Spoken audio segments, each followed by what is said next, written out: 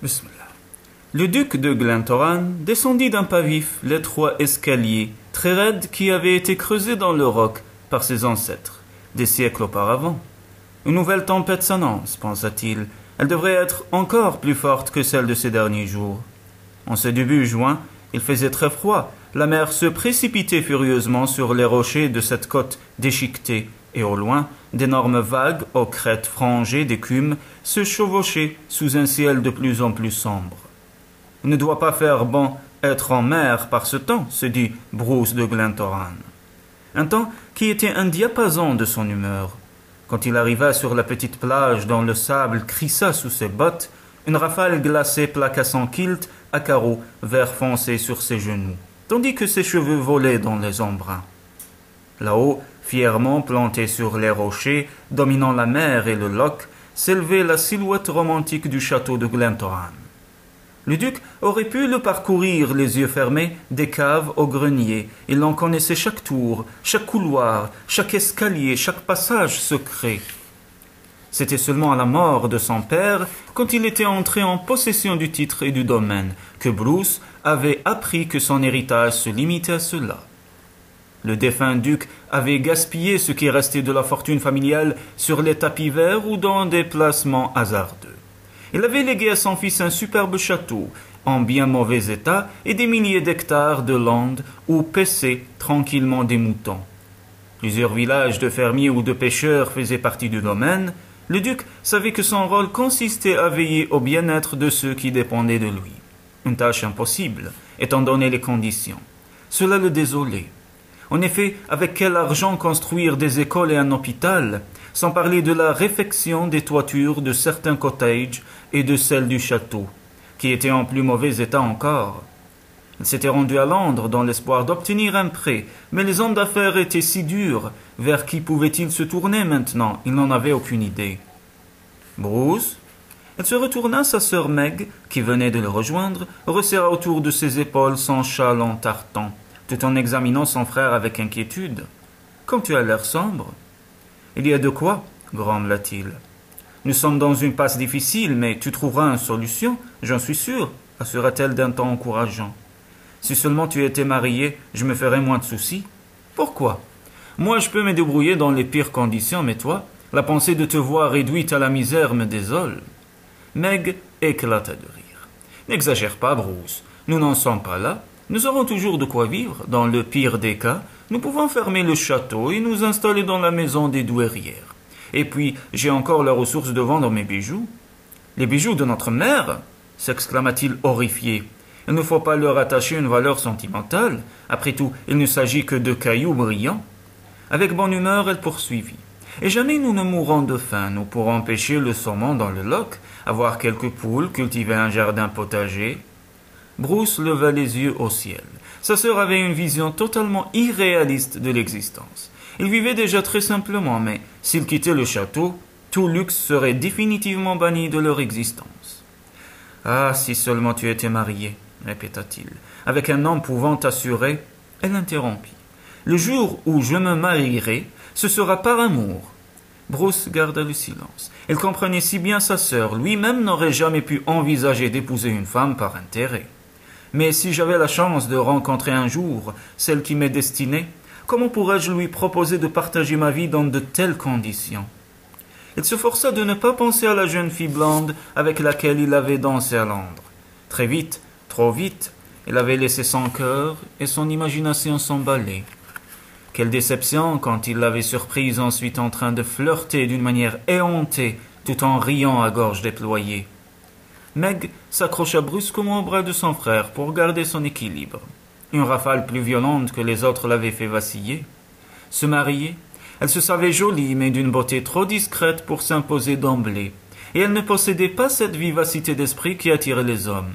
D'ailleurs, il ne fallait pas espérer voir les jeunes aristocrates écossais s'intéresser à la sœur d'un duc ruiné. Ils craindraient trop d'être mis à contribution financièrement pour restaurer le château. L'espace d'un instant, l'image du jeune David de Notcombe s'imposa à elle. Il y avait eu entre eux presque immédiatement une sorte de communion d'idées, de sentiments. Sans avoir besoin de parler, ils se comprenaient. Elle laissa échapper un petit soupir. Il y a bien peu d'espoir pour que je le revoie un jour. Ne devait-il pas partir pour l'Amérique au lendemain de notre rencontre? La voix de Bruce, dominant le fracas des vagues et le hurlement du vent, la ramena à l'instant présent. J'étais en train de me dire que je n'aimerais pas être en mer par un temps pareil, mais... Il retint sa respiration. Regarde, il y a un bateau là-bas au loin. Il rétrécit les yeux pour tenter de mieux voir à travers les embruns qui lui fouettaient le visage. Ce n'est pas l'un de nos bateaux de pêche. Grâce au ciel, on dirait un grand yacht blanc. Je plains les passagers. Ils doivent tous être malades. Où peuvent-ils aller? On ne voit pas souvent des yachts par ici. On ne peut pas dire qu'ils aient choisi le jour idéal pour une croisière. Le capitaine aurait été bien inspiré de consulter le ciel avant de larguer les amarres. Rêveuse, Meg murmura. Peut-être sont-ils en mer depuis des jours et des jours. Peut-être viennent-ils d'Amérique? Peu, allons, viens.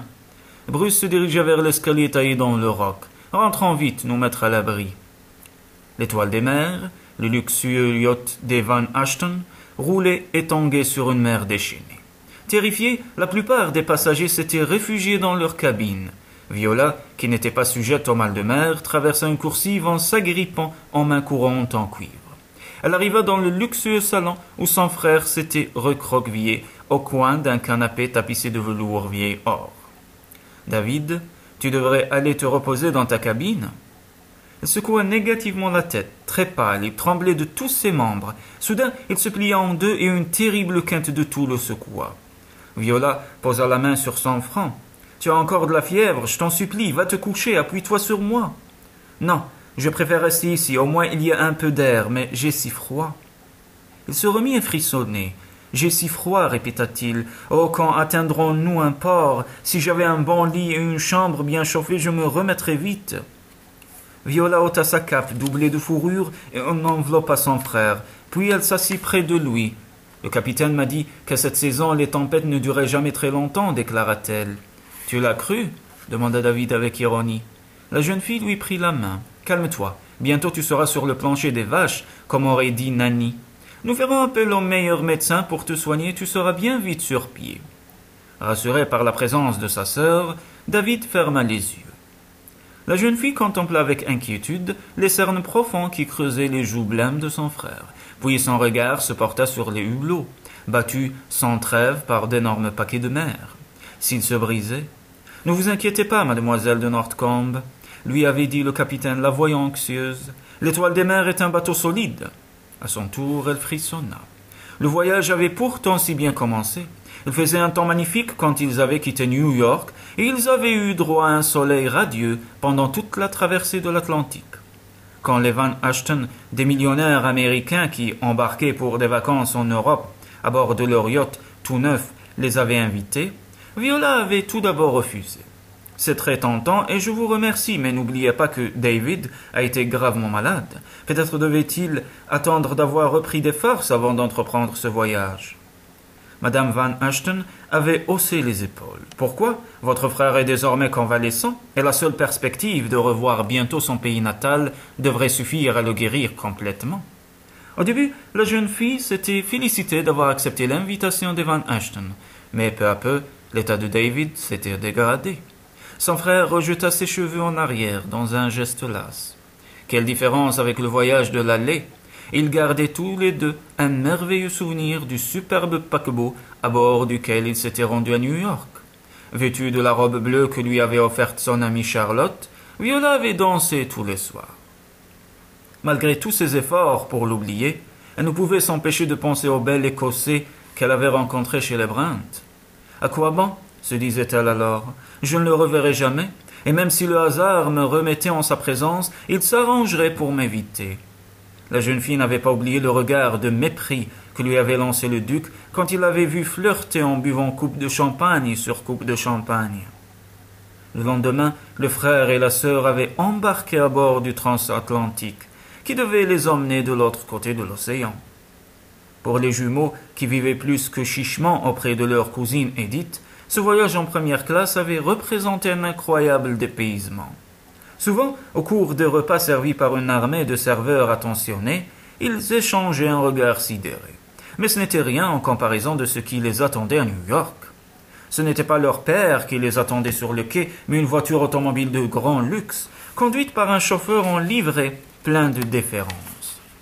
Ils avaient alors compris que leur vie avait changé. On les avait amenés dans un superbe hôtel particulier où ils avaient été accueillis par un homme de haute taille d'une trentaine d'années, au visage hâlé, aux cheveux blancs coupés très courts. Cet Américain à l'allure sportive portait un brassard noir sur son invraisemblable costume à carreaux. Lewis Wilder s'était-il présenté. J'ai été l'associé du comte de Northcombe depuis le début de son aventure américaine. J'ai une bien triste nouvelle à vous apprendre. Sans autre préambule, il avait déclaré « Votre père est mort il y a 4 jours, il a été enterré avant-hier. » Viola avait porté la main à son cœur. « Quoi ?» « Le comte de Northcombe est mort il y a 4 jours, » avait répété patiemment Lewis Wilder. Il était en pleine forme, mais l'autre soir, il s'est plaint. « Je ne me sens pas très bien, je vais me coucher de bonne heure. » Le lendemain, son valet l'a trouvé sans vie dans son lit. Même si son père était pratiquement un étranger pour elle, cette nouvelle avait bouleversé la jeune fille. Quoi, elle ne le reverrait jamais alors qu'elle venait de traverser l'Atlantique pour lui rendre visite. David, lui aussi, paraissait secoué, mais il n'était pas au goût de leur surprise. Médusés, ils avaient appris que leur père et Lewis Wilder avaient acheté des terrains pour une bouchée de pain. Pour une fois, le comte de Northcombe avait eu la main heureuse, car on avait découvert du pétrole et des mines d'or sur ces étendues pratiquement désertiques du Texas et de la Californie. Le splendide hôtel particulier où l'on venait de les amener leur appartenait. Ils étaient désormais riches à millions, et David pouvait se targuer du titre de comte. L'étoile des mers escalada une vague plus haute que les autres et retomba de l'autre côté dans un fracas terrifiant. « Mon Dieu, nous allons tous périr dans la tourmente !» s'écria David. « Mais non, » fit Viola avec patience, un peu comme si elle s'adressait à un enfant. « Ce bateau est solide. Le capitaine m'a dit que ce n'était pas la première tempête qui le essuyait. » Elle adressa un sourire rassurant à son frère. « Tu devrais te réjouir au lieu de te plaindre. Maintenant que nous sommes riches, tu pourras bénéficier des meilleurs traitements qui soient. À condition que nous arrivions à Liverpool. Nous ne devrions plus en être très loin. Tout ce que je demande, du repos, de la chaleur, du calme. Certes, j'ai apprécié ce séjour en Amérique, mais New York est une ville si bruyante. » Pensive, Viola remarqua. « J'ai encore du mal à croire que père ait réussi à faire fortune, après avoir passé des années à courir le monde à la poursuite de chimères. Au moins, il aura vécu assez longtemps pour voir la réalisation de ses rêves. » Viola soupira. Pauvre père, il voulait que nous le rejoignions à New York, afin de nous faire partager son succès.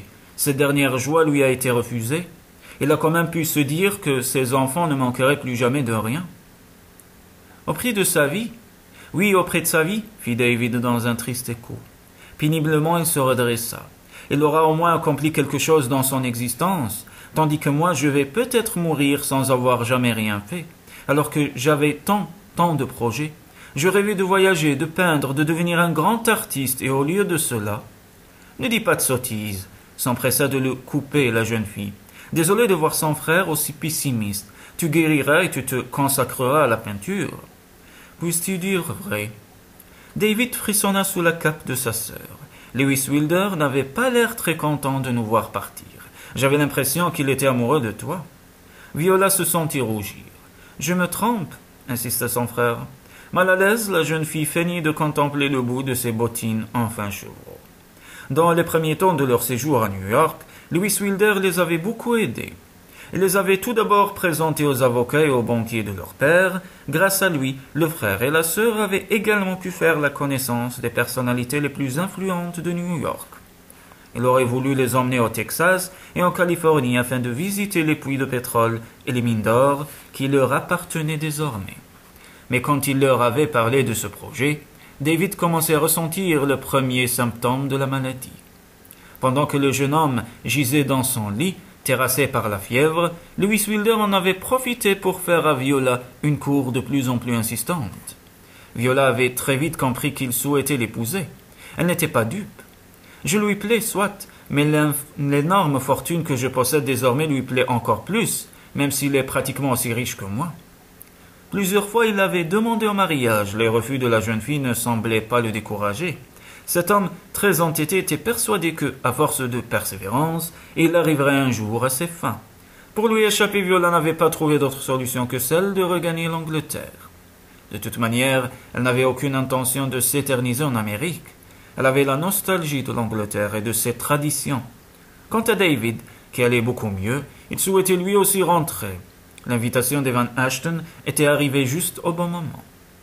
Madame Van Ashton, la femme d'un millionnaire américain qui avait fait fortune dans la construction, ravie de connaître de vrais aristocrates britanniques, et peut-être grâce à eux de se faire des relations dans le milieu si fermé des salons de la haute société londonienne, avait beaucoup insisté pour que les jumeaux les accompagnent dans cette traversée de l'Atlantique à bord de l'Étoile des mers.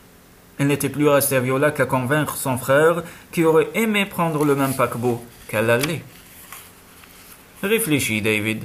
Le voyage sera beaucoup plus confortable si nous l'effectuons sur un yacht luxueux plutôt que sur un transatlantique. Te sens-tu le courage de faire face à la foule des passagers, sans parler de l'animation qui règne à bord du matin au soir? C'est amusant quand on est en bonne santé, mais quand on ne songe qu'à se reposer. Trop fatigué pour discuter, David avait déclaré avec lassitude « Fais comme tu veux ». Malheureusement, il n'était pas vraiment remis de la pneumonie qu'il avait contractée en restant sous la pluie.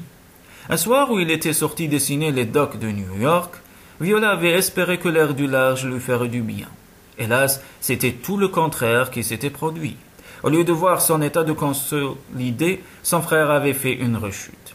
David se remit à tousser. Sa jumelle posa sur son bras une main rassurante. « Nous serons bientôt à terre, ne t'inquiète pas. Une fois que nous serons arrivés, tu aurais droit aux soins des meilleurs spécialistes. Tu ne cesses de me le répéter, mais moi je te répète que j'ai seulement besoin d'un bon lit dans une chambre bien chaude, et tu verras alors comme je me remettrai vite. J'en suis persuadé. Tu possèdes une solide constitution. » Elle se mit à penser tout haut. Une fois de retour, il faudra acheter une maison, gâter notre cousine Edith et Nanny. Dans quelle région aimerais-tu vivre? Je te laisse décider. Quant à moi, une fois remis, je partirai à la découverte du monde avec un carnet de croquis et une boîte d'aquarelle. Je pourrai enfin voir tous ces endroits merveilleux dont j'ai tant rêvé.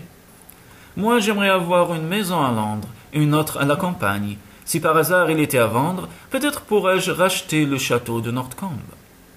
La jeune fille se leva. Juste à ce moment-là, une vague frappa le yacht de travers. Si elle ne s'était pas accrochée au rideau, elle serait tombée. Elle jeta un coup d'œil par le hublot.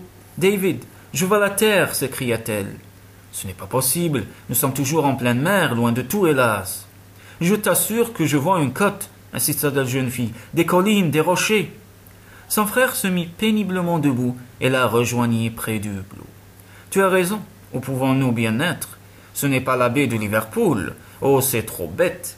Je parie que le vent a dû nous pousser plus haut, nord, très loin de notre port de destination. » Il y eut soudain un grand choc. Le yacht trembla de la cale jusqu'aux superstructures. Puis il s'immobilisa et, toujours fouetté par les vagues furieuses, se coucha sur le côté, tandis que la sirène se mettait à hurler lugubrement et que des coups de sifflet résonnaient. Sur le pont, les marins se mirent à courir en tous sens. Dans un porte-voix, le capitaine ordonna « Tout le monde aux chaloupes !»« Mon Dieu, nous avons heurté un récif !» s'exclama David. « Vite, Viola, courons jusqu'au canot de sauvetage !» Ils arrivèrent sur le pont en même temps que les Van Ashton. Le bateau était penché à un angle. De plus en plus bizarre, et il fallait s'accrocher aux mains courantes pour parvenir à garder un équilibre incertain. Soutenue par son mari, Madame Van Ashton se lamentait. « Nous sommes perdus, nous allons mourir !» Derrière elle, sa femme de chambre pleurait sans lâcher un énorme coffret à bijoux. Voilà toute une fortune en diamants et en pierres précieuses qui risque de se retrouver au fond de la mer, pensa Viola avec fatalisme. Le capitaine les rejoignit. Un rocher a brisé la coque, l'eau a envahi la cale. Grâce au ciel, elle ne monte plus que très lentement. « Au secours !» cria Madame Van Ashton. « Calmez-vous, madame, nous ne courons aucun danger pour le moment. Les marins sont en train de mettre le premier canot de sauvetage à l'eau. Malheureusement, nous ne pourrons pas descendre l'autre. Il a été abîmé par le récif. » M. Van Ashton parut épouvanté. « Mais il n'y a pas assez de place pour nous tous dans une seule chaloupe. »« Ne vous inquiétez pas. On nous a vus de la terre. Les pêcheurs de ce village vont venir nous aider. » Un marin se mit à jurer, tandis que les autres l'insultaient. Il venait de lâcher l'amarre du canot de sauvetage et celui-ci, entraîné par les vagues, était déjà loin. « Ah, cette intelligence !» s'écria le capitaine. « Bravo, espèce d'imbécile !» Il pinça les lèvres Le bel optimisme dont il faisait preuve quelques instants auparavant avait disparu. Maintenant, on ne peut plus compter que sur les pêcheurs pour nous sauver la vie, fit-il d'un air sombre. Les bons nageurs pourraient sauter à l'eau et tenter d'atteindre la côte, suggéra David. Le capitaine haussa les épaules. Par ce temps, ils ne resteront pas longtemps à la surface et ils risquent d'être déchiquetés par les rochers. Nous n'avons qu'à attendre tranquillement les secours ici. Tranquillement, hurla Madame Van Ashton. Je ne veux pas périr noyée. Son mari fit chorus. Nous allons tous disparaître dans le naufrage de l'étoile des mers. Inutile d'avoir une crise de nerfs, coupa le capitaine d'un ton sec. Voilà nos sauveteurs. Une première barque arrivait déjà près de la coque du yacht. Sautez, ordonna une voix rude. Madame Van Ashton, qui, en cet instant, ne se souciait plus de ses invités, se précipita à la première, suivie par sa femme de chambre, puis par son mari. Le capitaine haussa les sourcils. C'est dans de tels instants qu'on découvre la vraie nature des gens, dit-il avec dégoût. Monsieur Van Ashton aurait dû vous laisser passer avant lui, mademoiselle de Northcombe. À votre tour. La jeune fille se pencha au-dessus du bastingage et vit ballotter par les vagues un bateau de pêche qu'un grand barbu roux tentait de maintenir encore contre la coque du yacht. Les Van Ashton et la femme de chambre, qui s'étaient déjà réfugiés dans la minuscule cabine, se serraient les uns contre les autres d'un air apeuré. Un autre homme se tenait à l'avant, vêtu d'un ciré sombre à capuchon. Il adressa un geste impérieux à Viola. « Sautez !» Elle se tourna vers son frère. « Toi d'abord, David. »« Certainement pas. Va, Viola, je te rejoins. » La jeune fille prit une profonde inspiration avant de passer par-dessus bord. Elle atterrit contre une solide poitrine. « Merci, oh merci !» fit-elle dans un souffle. Un coup de vent rejeta en arrière le capuchon de son sauveur, et alors, avec une stupeur infinie, Viola reconnut le beau visage du duc de Glentoran. « Vous » fit-elle d'une voix étranglée. Bruce se demanda s'il ne rêvait pas. Quoi ? Celle qui tenait dans ses bras n'était autre que la jeune fille dont le souvenir l'avait hanté au cours de ces derniers mois. Il revoyait les mêmes yeux d'un bleu presque violet, la même bouche à la courbe parfaite. Oui, c'était bien elle. La seule différence, la couleur de ses cheveux. En effet, ses boucles blondes détrempées avaient pris une teinte plus foncée. Pendant quelques instants, ils restèrent perdus dans la contemplation l'un de l'autre, puis sans mot dire, le duc la déposa sur l'un des bancs du cockpit. Mon frère, balbutia Viola, il a été malade, il est toujours très faible, je ne sais pas s'il réussira à sauter. Elle leva les yeux vers le bastingage où s'appuyait David, tandis que le grand yacht sombrait lentement quelques minutes auparavant. Le pont se trouvait encore à plusieurs mètres au-dessus du niveau de la mer. Maintenant, son frère était presque à leur hauteur. Le duc n'eut aucun mal à l'aider à embarquer. Il fronça les sourcils en le voyant presque évanoui, très pâle. David tremblait d'une manière incontrôlable. « Y a-t-il encore beaucoup de monde à bord » demanda le duc à Viola. Elle avait dû crier pour se faire entendre car le vent s'était remis à souffler plus fort que jamais. Le capitaine et quelques membres de l'équipage, répondit-elle. 2 autres bateaux étaient en vue. Bruce parut soulagé en constatant qu'ils allaient pouvoir recueillir le reste des naufragés. Il mit ses mains en porte-voix et donna quelques indications en gaélique aux pêcheurs qui, pour rejoindre plus vite le lieu du sinistre, avaient hissé une courte voile couleur rouille à l'avant de leur embarcation. Puis il se tourna vers le barbu roux qui l'avait aidé à coucher David au fond du cockpit. « Ramène-nous vite à terre, Fergus. Tout d'abord au château. Tu accompagneras ensuite nos 3 autres passagers au village en voiture. » À l'adresse de M. Van Ashton, il ajouta « Je suis navré, mais il m'est impossible de vous loger. Premièrement, nous ne disposons pas du personnel suffisant. Et deuxièmement, comme la plupart des chambres ont été fermées depuis tant d'années, elles sont devenues inhabitables. Le village est tout près du château, dit le barbu roux au Van Ashton. Il y a une bonne auberge où vous serez très bien. Et est-il loin, ce village demanda Madame Van Ashton en claquant des dents. Il se trouve à 2 pas du château. En voiture, nous y serons en moins d'1 quart d'heure. Rame de toutes tes forces, Fergus, ordonna le duc. Il faut mettre M. de Northcombe à l'abri le plus rapidement possible. David est devenu le comte de Northcombe, dit Viola d'un ton absent. Notre père est mort il y a quelques mois. Mes condoléances, mademoiselle. Avec une pointe d'ironie, le duc enchaîna. Mais quel que soit son titre, tout ce dont il a besoin maintenant, c'est d'un lit bien chaud et d'un médecin. Comment a-t-on pu le pousser à voyager dans cet état? Vous auriez dû l'en dissuader. En pensant que, au lieu de cela, elle avait au contraire insisté pour qu'il parte, la jeune fille se sentit coupable. Puis la révolte l'envahit. De quel droit se permet-il de lui faire la leçon? Moi, au moins, je n'ai jamais songé à faire un mariage d'intérêt. Les dents serrées, elle déclare.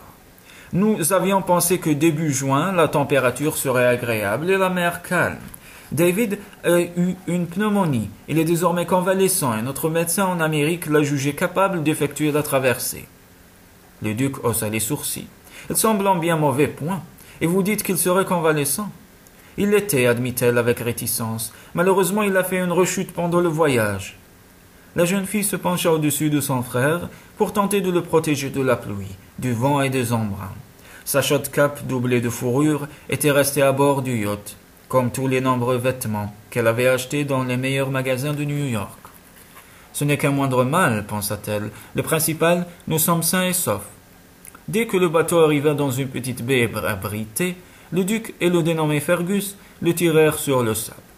Puis les deux hommes transportèrent David jusqu'à un escalier taillé dans le roc.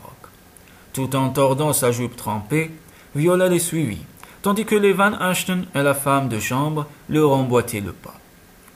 Le duc se retourna. « Pouvez-vous monter seul ?» demanda-t-il à la jeune fille. « Naturellement, » assura-t-elle, même si ses bottines pleines d'eau glissaient sur le granit. Ils arrivèrent enfin en haut de l'escalier dans le crépuscule qui s'épaississait, environné de brume qui s'effilochait autour de ses tourelles et de ses hautes cheminées comme autant d'écharpes blanches. S'élevait un fabuleux château. Saisie, la jeune fille s'immobilisa. Oh, comme c'est beau! Le visage dur de Bruce se détendit quelque peu. L'exclamation de Viola lui avait fait un absurde plaisir. « Ah, voici ma sœur !» Ses longs cheveux sombres flottant sur ses épaules, Meg descendait en courant un sentier bordé d'agents et de genêts. Elle était suivie par un petit homme maigre et sec. « Vous tombez bien, Stuart !» s'exclama le duc. « Pouvez-vous conduire Fergus et ces 3 personnes en voiture au village ?» Madame Van Ashton s'accrocha au bras de Fergus. « Vous nous avez sauvé la vie !» s'écria-t-elle d'une voix aiguë. « Merci !»« Je vous en prie, madame !» fit le barbu roux avec embarras. « C'est naturel. » « Jamais je ne pourrai vous remercier assez. Vous... »« Stuart, allez vite préparer la voiture, » coupa le duc, agacé par ces démonstrations quasi hystériques. « Tout de suite, milord. » Il fit signe aux Van Ashton. « Par ici, messieurs, dames. Dans 10 minutes, vous serez bien au chaud à l'auberge. » Meg parut très gêné. « J'aurais bien voulu pouvoir vous héberger pour la nuit, mais... » « Ne t'inquiète pas, » la coupa son frère. « J'ai déjà expliqué que ce n'était pas possible. » Monsieur Van Ashton esquissa un petit sourire. À la guerre comme à la guerre, si nous avons la chance de trouver un lit ce soir, nous serions bien malvenus de nous plaindre. De toute façon, vous serez mieux à l'auberge que dans ce château qui menace de tomber en ruine, fit Meg. Je l'ai déjà expliqué, répéta le duc avec un certain agacement. Meg, l'heure n'est pas au rond de jambes. Nous avons un malade sur les bras et il faut s'occuper de lui. La jeune fille porta la main à sa bouche. Mais c'est David de Northcombe. Et sa sœur. Mon Dieu, il est blessé. Comment est-il possible que... Il faudra attendre pour les discours et les explications, l'interrompit le duc. Ce jeune homme est souffrant. Il se tourna vers Fergus. Une fois au village, pourras-tu prévenir le médecin? C'est urgent. Je le vois bien. Meg hésita, s'attardant près de David. Vite, insista son frère. Bon, moi je vais atteler la voiture, dit Stuart. MacAndrew, le temps que vous montiez la malade au château, elle sera prête. À moins qu'il n'y ait une place pour moi dans la voiture. Bien sûr, dit Stuart, ou tu préfères entrer par la mer. Par ce temps, ce ne serait pas prudent d'essayer de contourner la pointe rocheuse. Je vais laisser mon bateau sur la plage jusqu'à demain. Je regagnerai le village à pied. Je t'attends, Fergus. Le duc se tourna vers sa sœur. Meg, il faut préparer un lit pour le comte de Northcombe. La jeune fille hocha la tête et repartit à toutes jambes, tandis que les pans de son châle en tartan volaient derrière elle dans le vent. Pendant que les Van Ashton partaient en compagnie du palefrenier, Viola suivit les 2 hommes qui transportaient David. Derrière eux, elle pénétra dans un grand hall où Meg les attendait en compagnie d'une femme d'un certain âge, vêtue d'une robe noire ornée d'un col en dentelle et d'un camée. « Oh !» s'écria cette dernière avec compassion. « Le pauvre jeune homme, il faut le porter jusqu'à la chambre verte. J'ai déjà bassiné le lit, mais il semble avoir si froid. Je vais lui monter une bouillotte et du bouillon de bœuf. » « Vous pensez toujours à tout, » lui dit le duc avec reconnaissance. « Mademoiselle de Northcombe, voici madame Livesey, notre femme de charge depuis de longues années. » Viola lui serra la main. « Merci d'avoir fait préparer une chambre pour mon frère. »« Bienvenue à Glentoran, mademoiselle. J'ai fait préparer une autre chambre pour vous. naturellement, et on a allumé de grands feux dans les cheminées. Nous sommes déjà en juin, mais il ne fait pas plus chaud qu'en novembre. Si vous voulez bien me suivre, je vais vous conduire jusqu'à votre chambre. Vous êtes mouillé de la tête aux pieds. Il faut que vous changiez de vêtements. » Viola retint un rire nerveux. « Mes vêtements doivent être maintenant au fond de la mer. Ben, nous vous trouverons bien quelque chose. Je vais aider Fergus à monter le camp de Northcombe là-haut, dit le duc. Nous ne voulons pas vous déranger, commença la jeune fille. Nous pourrions très bien aller à l'auberge, nous aussi, et...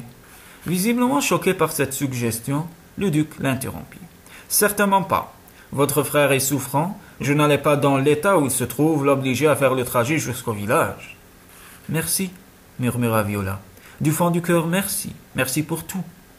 Madame Livesey l'emmena dans une ravissante petite chambre ronde située au bout du palier du premier étage. Certes, les tapis étaient usés et les rideaux en satin bleu décoloré, mais les meubles anciens étaient si jolis.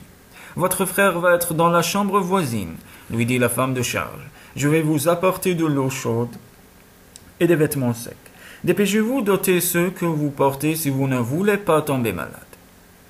La jeune fille s'empressa de se déshabiller, puis après s'être développée dans le peignoir de bain, en tissu éponge, qu'elle trouva dans le cabinet de toilette, elle se frictionna vigoureusement les cheveux à l'aide d'une serviette. Soudain, épuisée, elle s'assit au bord du lit et se prit la tête entre les mains. « Trop, murmura-t-elle, c'est trop. » Quelques heures auparavant, à bord de l'Étoile des mers, elle s'inquiétait au sujet de la santé de David. Cela représentait déjà une grande source de soucis. Mais elle était loin de s'attendre à ce qui allait suivre. Le naufrage, leur vie qui n'avait plus tenu qu'à un fil, leur sauvetage mouvementé, puis cette incroyable rencontre avec le duc de Glentoran. « C'est trop, répéta-t-elle d'une voix lasse, tandis que peu à peu le sommeil la gagnait. Elle dormait profondément quand elle fut réveillée par un bruit de voix sur le palier. Madame Livesey avait dû venir dans sa chambre pendant son sommeil. Elle avait posé un broc d'eau chaude sur la table de toilette, remis une bûche dans la cheminée et allumé une lampe à huile qui répandait une douce lueur dorée dans la pièce.